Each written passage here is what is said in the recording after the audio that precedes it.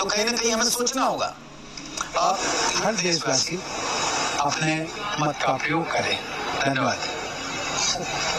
तो देश के पूर्व राष्ट्रपति रामनाथ कोविंद यहाँ पर बोल रहे थे कि अपने मताधिकार का इस्तेमाल करें। मनोहर मनोज जी,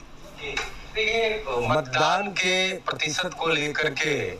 जो तमाम तरीके के विमर्श चल रहे हैं और ये बताया जा रहा है कि मौसम की वजह से, वोटरों में उत्साह नहीं होने की वजह से और तमाम कारणों से मतदान का प्रतिशत पूरा नहीं हो रहा है और भारत का लोकतंत्र पूरी तरह से प्रिवेल नहीं हो रहा है। मुझे लगता है कि कहीं न कहीं जो चुनावी उम्मीदवार जो प्रोजेक्ट किए जाते हैं, क्योंकि हमारा लोकतंत्र उम्मीदवारों का लोकतंत्र नहीं है, ये दलीय लोकतंत्र ज्यादा है और दल जो कैंडिडेट अपने तरीके से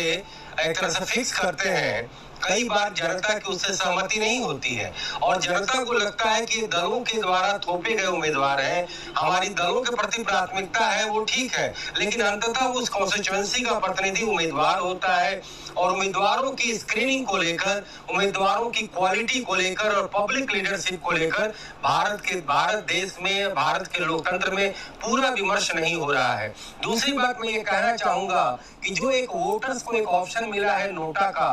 हर कॉन्स्टिट्यूएंसी में कितने वोट नोटा को पड़ते हैं उसका पूरा विश्लेषण नहीं होता। कहीं न कहीं जनता यह दिखाती है कि उन तमाम परोसे गए उम्मीदवारों से उनकी असहमति है, तो नोटा को ऑप्शन दे देने से केवल नहीं होगा, उसके पूरे मत प्रतिशत का भी पूरा मूल्यांकन होना चाहिए। और तीसरा ये, आने वाले दिनों में हम कैसे 100% मतदान सुनिश्चित करें, तो हमें कहीं न कहीं एक वैकल्पिक मतदान की प्रणाली, चाहे वो ऑनलाइन मतदान हो, डिजिटल तरीका हो, अनिवार्य मतदान हो और पूरी उसकी 100% कंपल्सरी वोटर को वोट देने की गारंटी हो, कुछ ऐसे सुधारों पर भी हमें एक डिस्कोर्स लाना होगा और तब हमारी डेमोक्रेसी, जो दुनिया की सबसे बड़ी डेमोक्रेसी है, तब वो अच्छी डेमोक्रेसी बनेगी। क्योंकि अंततः बेस्ट कैंडिडेट का आना जरूरी नहीं कि वो राजनीतिक दल ही दे, क्योंकि वो जाति, धर्म, भाषा, प्रांत के अलावा धन सत्ता, बाहुबल की सत्ता, राजनीतिक लोक लुभावनवाद, हेट स्पीचेज, इंस्टिगेटिंग स्पीचेज, ये सारे जो फैक्टर जो डेमोक्रेसी को